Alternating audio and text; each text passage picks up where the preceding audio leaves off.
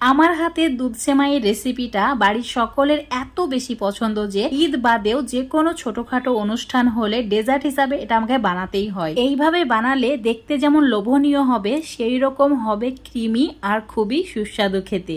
তো আজকের এই সেমাইয়ের রেসিপিটা বানানোর জন্য আমি এখানে 100 গ্রাম মতো সেমাই নিয়েছি।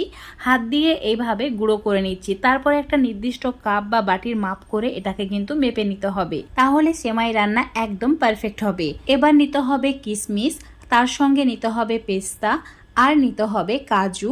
তোমরা এখানে খেজুরও অ্যাড করতে পারো, নিজেদের পছন্দ মতো বিভিন্ন ধরনের ড্রাই ফ্রুটস অ্যাড করে অল্প একটু জল দিয়ে ভিজিয়ে রেখে দিতে হবে। আমি 10 মিনিট ভিজিয়ে রেখে দিয়েছিলাম।